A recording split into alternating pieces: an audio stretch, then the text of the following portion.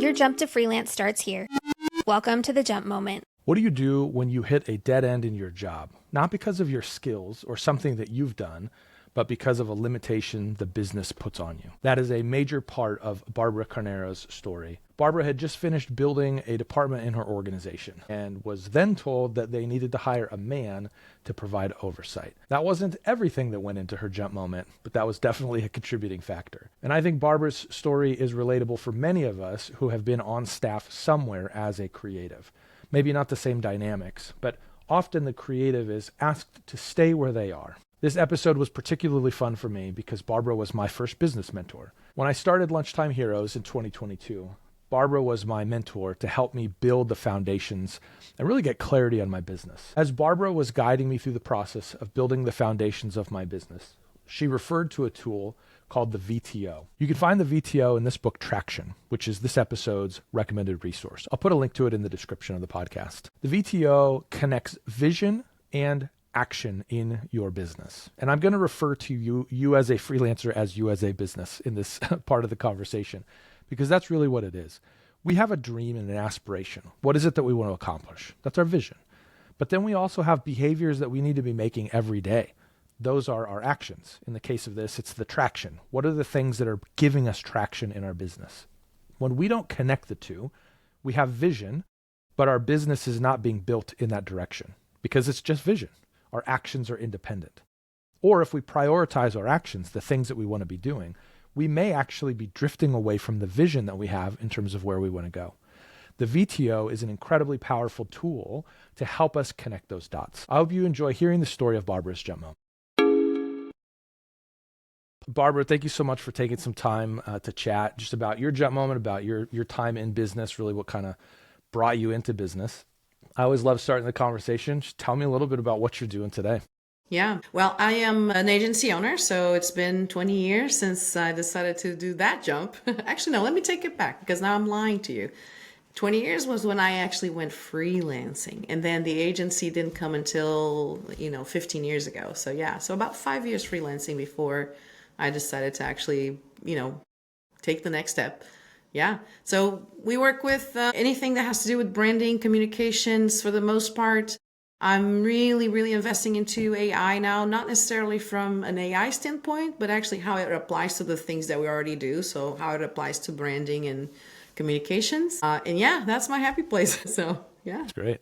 I love it. Before you're doing this, before you're running your agency, what did it look like? You mentioned that you were doing freelance for a stretch. What even kind of before that? What was that thing that you were doing, before even freelance?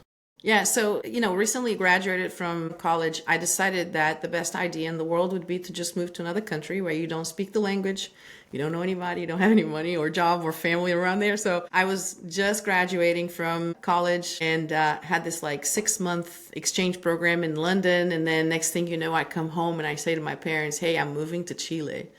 And I was I was ready. If you don't know if I'm a risk taker, I think you but I remember I stayed home for 2 weeks and then I left. I just bought it. It was just enough time to buy the ticket and leave. Yeah. But I was so ready. I remember preparing. Now, mind you, I'm a recent graduate. I'm in my 20s. Yeah. But I had prepared this whole speech of why that was a good idea because I would. And I remember telling my parents, hey, I'm just going to move to Chile. And they look at me and they said, if that's what you want, we'll support you. And I start crying because I'm like, wait, you're supposed to say no. You're not supposed to say yeah. And I think it was the moment where I realized two things. One was their job was done. Their job was done. They didn't need to push the bike anymore. I was able to pedal on my own. But the second one, I was like, holy moly, now I have to deal with the consequences of my own decisions. That's great. So I went there. So my first, even just having a job was just teaching Portuguese because that's what I could do when I don't speak the local language. I had to use the languages that I knew. And so, I was just teaching Portuguese to companies and individuals and things like that. So that was kind of like a fun season for me. But then I moved to Argentina, and that's where I found my first job in an actual, I wouldn't call it a creative agency, but something similar. So they're kind of more of a marketing firm, but very dedicated to the supermarket industry. So, yeah. Interesting. So So you had been doing agency work before. That was kind In of a where way, you were. yeah. Yeah. Yeah, in a way. Okay. So I was responsible for building the department that would speak to Brazil because this was in Argentina and a lot of their clients were from Brazil. And Nice. so the language kind of helped create that department that before didn't existed. And so we would work with white label companies that sell stuff to supermarkets, and a big chunk of them comes from Brazil. So, I was helping build that department. My role was not as much on the creative side of things, but that's where I learned it, and that's where I became in love. Yeah. I just fell in love with it. Yeah, That's great. yeah, That's great. So you had mentioned that there was this window of freelance in between, but what was freelance something that you were always dreaming of doing, or maybe even no, like running your own thing? Like what? no, Because yeah, I'm always interested in this part of it because yeah, for the rational person, yeah, freelance, starting your own thing isn't sort of the natural next step when there's yeah. a problem or whatever. What was it that kind Yeah, of no, it was prompted that? actually through agency. So even with the language option, it was still through an agency itself. And so Okay. it was, they hired me to then train. So it wasn't let me just go venture. I think naturally at least, back when I was out of college, our first approach is you got to find the job. And everybody tells you the same thing, like you got to find the job, and the job is the route that you take. And so now that I think about it, I did have, this was some sort of subsidized thing that Portugal does, that will give you. So basically, they go around companies and they say, "Hey, if you hire the people right out of college, or when actually it's like if you hire somebody where it's their first job, we'll pay their salary for like I don't know 6 months." And so in between Chile and Argentina, I was in Portugal to take advantage because I mean, who doesn't want to hire people when the government is paying for them, right? Yeah. So it was easy to get your first official job. So my idea is like you just need to find the job. So everywhere I went, I was just looking for who's going to hire me. Yeah. Yeah. Interesting. Yeah. That's great. And so then you make this decision to go freelance. Yeah. What happened there? What was involved in that? I don't know if you want to hear this part of the story, but I'll go there. Let's go together. So I told you about this department that I was building, and it was a department that dealt with Brazil because of the language. It's one of the reasons why they hired me is because I spoke the language. I didn't have marketing experience at that point. I had the communications degree, so you know a few things, but practically there's not much there. But it was one of those things where they're like, "Hey, we want to kind of expand, so let's give it a shot with this one person." And I ended up building that department. Well, in some point in time, you also have to remember this is 20 years ago, so it's kind of like things have changed a lot since then. But, in some point in time, I hear my boss saying, "We need to hire a man to lead your department." And I remember thinking, wait, what? Why The do we one need I somebody? built? I was Yeah. like, and why do we need somebody else above me? Like, what's the, Yeah. what's the, like, what's missing, And did you say men? Like, was that intentional? You know what I mean? And so it was a moment where I'm like, well, I don't get it. I don't get it. And so the, I don't think there was, I don't know. I don't know what the intentions were. I'm going to leave it to the side because I don't want to assume anything. But the reality was they felt the need to hire a man because they thought clients would respect us more instead of a young woman.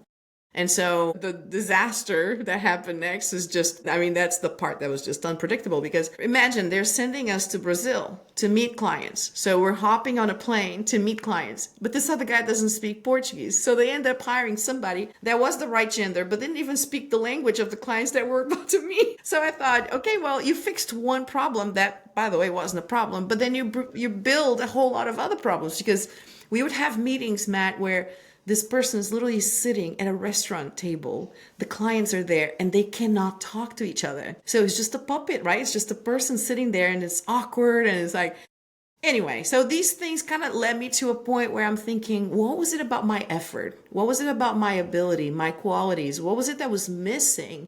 But once you realize there's nothing missing except something that there's no way I can change because there's nothing I can do to become the thing that they want me to become. By the way, we all know it's this the concept itself is silly. But back then, as a young person, I'm just going through all of my scenarios. It's like, did I not work well enough? Was I missing something? It just seemed like there's no way to win. There's no way to grow. There's no way to develop in an area where you absolutely know from the get-go that you can't win, you know? And I felt like I know enough to Of course we do, because, us 21-year-olds know everything. Yeah. I mean, you already I know know, everything that could be known. So yeah. right? We know everything. But I felt like I knew enough to be able to, it was like, I could do this. It was just a sense of I could do this for myself. That's really interesting to me because while obviously my circumstance wouldn't be the same Right. for obvious reasons, I resonate so much with this invisible barrier of some sort. And the problem I think that a lot of creatives run into, at least that I've talked to, we hit this barrier, and exactly like you're saying, there's literally nothing we can do to overcome it. Yeah. For me, I wasn't in the right kind of spiritual track of the church in order to move up further. For others, it's, well, you're an executor, and so we don't want you in the strategy. For others, it's, yeah, I guess you can put a plan together, but you can't handle everything that you need to do. Or, and part of that, it's not really a reflection of your own capacity. Yeah. It's a reflection of where the organization wants you to stay or some perceived fear that they have when it comes to the clients. And so there is this, it's a mental battle. It sounds like even as you're kind of talking through it, I'm like, I have had this argument with myself so many times. Like, Yeah. can I actually do this? Like, am I actually qualified or Yeah. competent? Yeah. But you clearly had the track record of you just did it. Yeah. And so, yeah, what a tension to navigate. So then you make a decision to go freelance. Is that, I mean, I know you well enough where, my guess is it's a little bit of an act of rebellion, but Yeah. what was kind of the thing? Was that catalyst that Yeah. said, fine, I'm doing it on my own then? Yeah, so it was twofold. I think it was like there was an external push and an internal push, because one thing that I was already feeling that, like, okay, it's like you look at the fruit, and you look and you say, dang it, I was able to do some cool stuff, like, and you have to remember the age also plays a role in that. There's a motivation and and at the same time you're surprised about yourself. You're like, that was really good, So I felt like it was just a sense of, I looked at it and I could say, this was good. This was good. It was well done. It was well executed. There was growth. There was something that came out of it that was of value for somebody. And so that sense of worth, I think, is a motivator in many cases. I mean, I know for me, but then the external motivator, I think that was like, I was going to say it was the small drop in the bucket, but it was not a small drop. The economy just completely collapsed in 2001 in Argentina. But like the stories that I would tell you, you'd be surprised. Like, it completely collapsed. And so it was written, like, we knew that another month or 2, 3 months down the road, many of us would be removed from the company. So I just made it easier for them. I woke up one day and I got there and I said, you know what? I know things are crazy out there. I volunteered to leave. I'll do it. I'll go. And I think it was a blessing for them in that moment, because truth is, you don't want to be leading a company through that type of economical crisis when you have all these people under you. And for me, it was a freedom. But now, obviously, then you have to think, okay, well, what am I going to do now? Because not only that, but the country just collapsed, right? Yeah. So you got to think about things that you're going to do. And the story is not only convoluted, but it's like, I don't know, it's just, I look back and I'm like, how in the world did I pull it off? Like, it's just interesting to see how it worked out. So during the time that I was at that agency, I would often sit next to the designer, because there was somebody designing our brochures and our websites and things like that. And I remember being like, no, move it to the right. No, make it smaller, make it bigger. No, that pixel. No. And then the guy would leave and I would be like, I designed that thing. I just don't know how to manage the tool. Like, honestly, I was the one designing it. He just was the one moving the buttons and the pixels, And I remember feeling like, okay, hold on a minute. The only thing I need is to know how to use those tools, because I was the one, I could see what that thing should be. And so I looked around and there's this teacher. This is Adobe Micromedia. Not even Adobe. Micromedia. What do they have? Photoshop? Was Photoshop for Micromedia? They had Flash. They had Flash. I think Fireworks was one that was kind of similar. Fireworks was awesome. I loved it. And then they killed it. So it was Fireworks. It was Flash. It was Micromedia. Dreamweaver for the websites. Yep. Look at us. Anyway, so then I'm like, I need to learn these tools. And so I hired a teacher that would come to my house. He would come to my house to teach me. And I remember saying to him, I say, I know that part already. Let's skip it. Now, how do I do this? Like, how do I do this? And how do I do that? And how do I do that? And it was phenomenal. Like it was, and by the way, it was like the cheapest training I've ever had. Because remember, crisis in the country, everybody was. So he taught me how to use the tools. So I'm like, got it. Okay, I know how to do these things now. Well, as much as you think I could. Yeah. And I decided I'm going to venture out and see if I can find the job doing this. Remember, I'm still kind of trying to figure out a way around it, right? And so I found this job thing and I'm like, yeah, I'm just going to go. I'm just going to go. And I got there and he's like, have you designed stuff yet? Mm-hmm. Like, let's try it. But they had a test. They had an actual test, Matt. And this was Wow. the most embarrassing moment, probably like top 3 of my life. So they're like, okay, well, open the software and I'll do this. And I'm like, I couldn't do it. I was sweaty. Because remember, I was the one telling the teacher to skip some parts, you know? So some of these things, I'm like, dang it, I shouldn't have skipped that part that he was trying to tell me about the whatever button, you know? So I'm like, okay, failed terribly. I mean, I was like, think about the dog with the tail between this, come out the door. And I was like, okay, that did not work. But I think it was a moment of, honestly, looking back now, designing websites the way that we design. Every now and then I think, man, I should go back and show them the stuff that I'm doing now. Yeah. That's great. You know? So anyway, that was the part of the story that was like, you know, when I look back and I see there's something in me that was still saying you still need to look for a job when I have the ability to go solo. Yeah. Yeah. And that, I mean, yeah, that's a real, it's an impulse. I think like you had said, Yeah. you know, earlier, when you leave school or graduate high school, whatever, it doesn't necessarily matter if you're graduating college. It doesn't have to be the catalyst. Our next step in life is always find a job. That's just always what we've been kind of trained and, you know, what we think is the right next step. I think that's always what's so interesting to me about these conversations, because at least in my world, I never once had anybody say, you know what, Matt, your next step should be to start your own random thing out of nothing and Yeah. hope that it works. Like Yeah. that's never really been encouraged Yeah. culturally, at least in the, you know, the little bubble that I live in. Yeah. And so it's always interesting to me to see how that evolves. Yeah. And Yeah.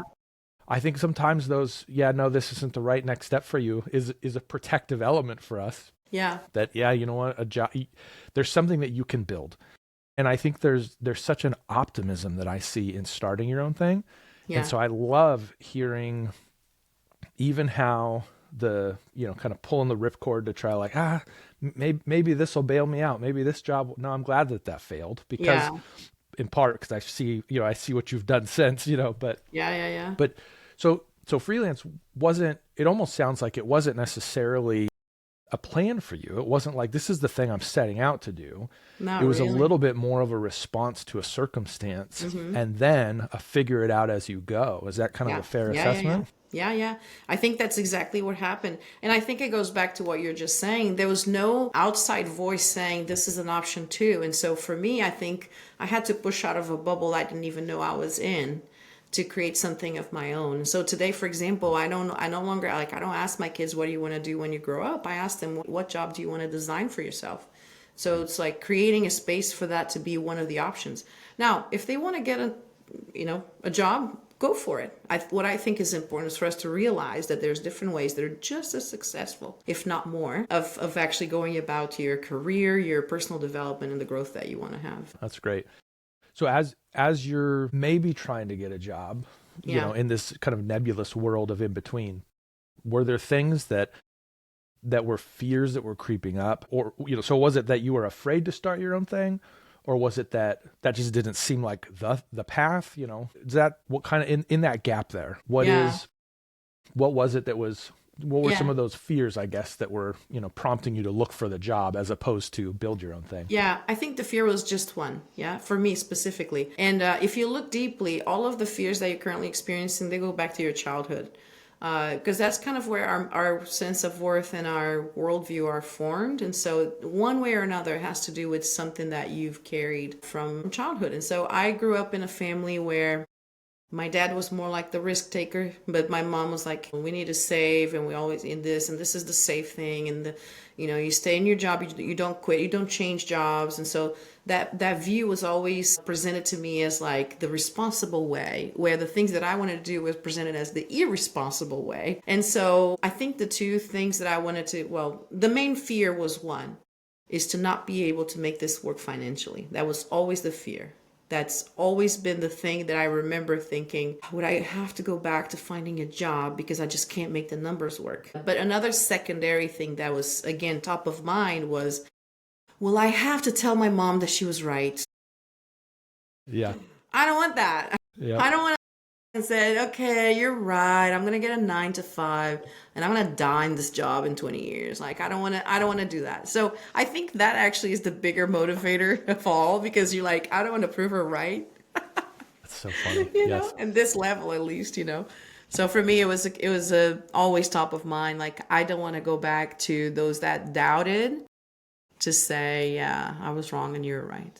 Yeah. That's great. And that it's funny because those two I think are so common. Yeah. But as you're talking about, so if I fail in this venture that I'm pursuing, what is the consequence? I go back to the life that I had. Yeah. And it's True. It kind of puts it into a different perspective for me to say, well, it seems like it was worth the risk then if failure is just where you're at right now. Exactly. Like, not a lot changed. But going back to the doubters, that's a whole different conversation. So Yeah. on in some cases, it's easier to not risk than it is to go back to them and Yeah. tell them that they called it. So that's good. Yeah. Yeah. What so you've had this season of freelance. You've then evolved into agency, Yeah. or into building an agency. What as you're looking back now, you've just left your job, Yeah. and you're trying to figure out how to build something new in the midst of economic ruin in Yeah. a country, what's some advice that you'd tell yourself now about Yeah. what's ahead of you? Well, I think, as a freelancer, the biggest mistake that I made was to think that I should do some things. Like some things I shouldn't have touched. I'm talking like bookkeeping, taxes, like some things. I'm all for give it a try on your own and get things done, and just manage things around a little bit until you can get a sense for it. But there are some areas of my business or how I operate that I should never just try to wing it. And so again, it goes back to the financial stuff again, like the financial stability. I have to recognize that there are things that I just shouldn't attempt. We will all have different strengths. And so maybe for you, it's something else than for me. But for me, it was always those two things. So accounting and taxes, I should have gotten help from the beginning and just, dedicate that to the people that know what they're doing, because I didn't know what I was doing. And so this also means, and I think the key point to this is this. If you tell me, Barbara, go do your books, it only takes you 1 hour. It will not take me just 1 hour, because I hate it. It's like the procrastination, the anger, the anticipation. I just hate it. I just hate it. I'm not good at it. This is going to take me 3 hours. Instead of one that would probably take me 3 hours.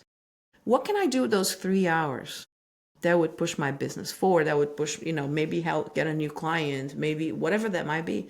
And so far so good. I was like, okay, I finally got to that mindset of thinking someone else should do this and I should use these 3 hours. My 3 hours are worth something else.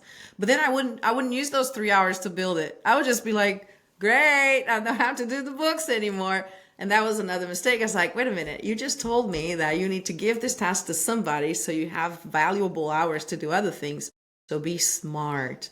Use those hours to actually do the things you excel at, because just like you recognize those weaknesses that are like someone else should do it, there are strengths that you have that you should be leveraging. And so those hours, go use them. Be intentional about it. Know where you excel. Know what the things that you do that are valuable for somebody, So, yeah. That's great. Yeah, that exchange of get rid of the stuff that you don't like and that you're not good at.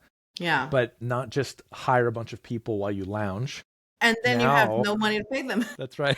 That's right. Yeah. Don't ask me how I know it. Yeah. Yep. Yeah, you still have to use that time for things that are productive. And I think, obviously on the agency level, that's super important, because you need to be building the business. You need to be landing those clients or generating momentum for the rest of the business to be able to continue to survive. That's right. But I mean, the same is true if you're paying $20 for a subscription. Great. That subscription can save you time, but you then need to use the saved time for other things. It's not you bought the time, you paid that subscription to then just take the time off. Yeah. And I think that's a valuable reminder. Maybe I'll look at my calendar after this conversation just to make sure, but it is one of those things. Yeah, that's right. It is one of those things that as you're venturing out on your own, you're responsible for the way that your time is being used. Yeah. No, 100%. Yeah. That's good. And then one thing I love just sort of getting a sense of, what's a tool that you find to be particularly helpful? And, of course, the conversation that in general, this is for that creative who's really kind of on the fence, thinking about making the jump to freelance, maybe is doing it on their own and trying to figure out some stuff. And so I love hearing, these tools. It's just things that have been really helpful for you. Yeah. So I'm actually going to point back to a tool that is not necessarily like a piece of technology, because I feel like technology kind of comes and goes, and there's a lot that we can use today that might be completely obsolete in 30 years when people are watching this episode. But one thing that has been extremely powerful to me is the VTO, the Vision Traction Organizer from the Entrepreneur Operating System. Now, that tool, you put it on a piece of paper, really. It can be a napkin strategy at this point. But it focuses on something that is so simple. And I remember that was a huge pivot for me once I realized, this is what it's doing. So without going into a lot of detail, it's a tool that allows you to define, okay, what are the things that I'm intentionally focusing on this quarter? What am I intentionally saying I am not going to worry about this quarter? And how do I execute on those items? But without neglecting the vision of the organization, because what you find out there is that you may have things that are deeply on the vision side or things that are deeply on the practical execution side, but this one combines both. So for me, it's like I'm more of a visionary, so it's easy for me to dream and plan and have all these ideas, but then you have to take it down to earth. Yeah. So for me, it was compartmentalized. It was like, daydream, my business is going to be great. And you have all these things and it's amazing. It looks amazing. On paper, it looks great. And then your day-to-day is like, okay, here I am again, doing the same thing again, 20 times again. But nothing matches. Like, you're not even working towards your vision because you're so busy in the hamster wheel, right? And so I had to figure out, wait a minute, like these two can actually coexist.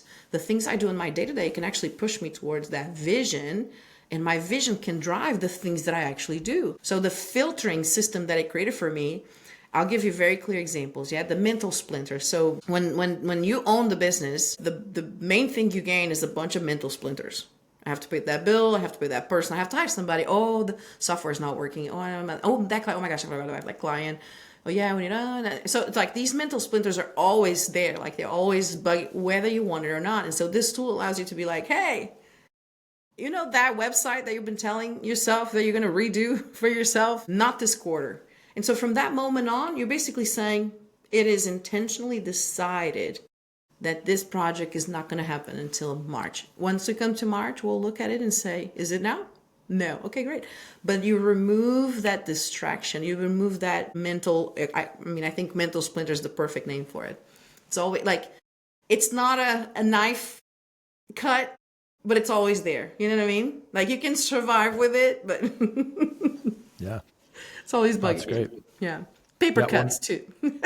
Yeah. Well, yeah, I've heard the phrase death by 1,000 paper cuts, Exactly. And so that's what it is. Yeah. Well, yeah. And to just to kind of, I don't know, to lean in a little bit on this VTO thing, this is something that you helped me kind of learn and understand. And we walked through this together for many quarters, and it's unbelievably powerful. Because it does exactly what you're saying. I mean, there's always this persistent nagging of like, I got to get better on some social media platform. Right. It's always the one that you choose not to invest in. So right now, I'm investing a lot on LinkedIn. So guess who's screaming in my ear? Instagram. Exactly. That's who's yelling at me. Well, why aren't you investing over here? I'm like, whoa, chill out. Like, but without this VTO process, I'm reminded of it every time I see the icon on my phone, every time. Yeah. And this little pang of stress goes off. But to be able to say that is not my intentional investment for this quarter, It Yeah. lets me shut that conversation off. Yeah. And that is so key to being able to continue to invest in the area where you're hoping to Yeah. build momentum. Exactly. And so, yeah, that's great. I love it. Very good. Well, Barbara, it's fun for me to hear your story, but I also think it's helpful for people to hear your story because sometimes, people are dreaming of freelance. And in today's world, I think that your story of circumstances kind of guide you into freelance is Yeah. a pretty common occurrence. And so I appreciate you being willing to share your story and your insights with both me and those listening. So thank you. You're welcome. Yeah. One of the things that really jumped out to me hearing Barbara's story was that it didn't start perfectly. It wasn't a grand plan where all of the dots were aligned ahead of time and then it just became operating it. I also appreciated how she drew this connection between paying a service or hiring somebody to free up your time, but then you have to use that time towards that actual objective. So with that, as we wrap up this episode, I want to challenge you with that. Take an inventory of the things that you're investing your time in right now. Are those things moving you toward your goal? Are they actually helping you prepare for your jump moment? If they're not, I want to encourage you to remove some of them and then take that reclaimed time and invest it in something that will help you move forward. It's a simple step, but it's one that will lead to significant results over time. Thanks for listening to The Jump Moment. To find support for your jump to freelance, join our community at jumptofreelance.com.